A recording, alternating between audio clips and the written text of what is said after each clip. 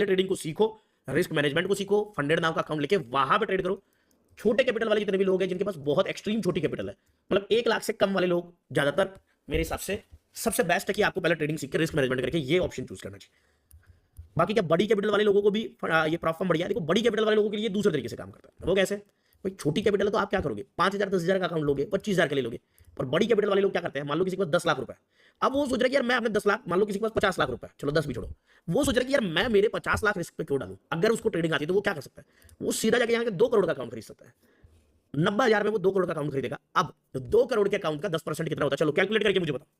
किसी के पास बहुत पैसा है तो वो क्या कर सकता है, 2 करोड़ के अकाउंट का 10% भी 20 लाख होता है।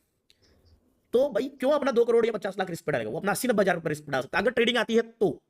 ये ध्यान रखना, मैं हर बार यही बोल रहा हूं, ट्रेडिंग आती है तो, क्योंकि जो लोग बिना ट्रेडिंग जाने रिस्क मैनेजमेंट जाने करेंगे ना, उनके लिए ये रिस्की होता है भैया ना, क्योंकि फिर वो पास कर ही नहीं पाएंगे।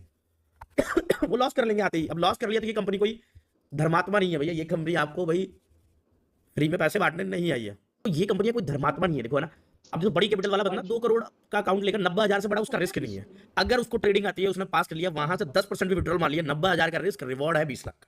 तो आप रिस्क रिवॉर्ड कॉल करो। अगर आप देखोगे रिस्क रिवॉर्ड को तो आपको समझ में आएगा कि ये चीज कैसे यूजफुल होती है। छोटी कैपिटल वालों के पास तो कोई ऑप्शन भी नहीं है भाई, क्योंकि छोटी कैपिटल में या तो आपका लक बहुत अच्छा होना चाहिए, या फिर अगर आपकी ट्रेडिंग बहुत अच्छी है तो आप भाई फंडेड नाउ को यूज करके अपने लिए भाई बहुत अच्छा कर सकते हो।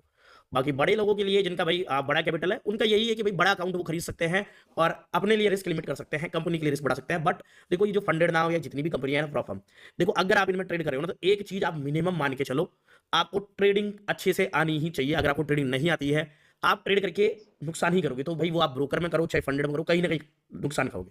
तो आपको पहले ट्रेडिंग सीखनी है, ये सबसे पहले कंडीशन है ट्रेडिंग चालू करने से पहले कोई भी कंपनी में, चाहे वो फंडेड ना हो, चाहे वो कोई ब्रोकर हो, चाहे इंडियन मार्केट हो, क्रिप्टो हो, चाहे फॉरेक्स हो। अब भाई कुछ लोग इसको गैम्बलिंग जैसे भी लेते हैं। देखो मैं आपको बताऊं, 5,000 के 10 अकाउंट खरीदेंगे, सब में भैया ट्रेड करेंगे, एक पास होगा उसमें से पैसा निकाल लेंगे। देखो सब तरीके की चीजें होती है, बट आप लोग गैम्बलिंग माइंडसेट के साथ मत आओ भाई, सीखने के साथ आओ।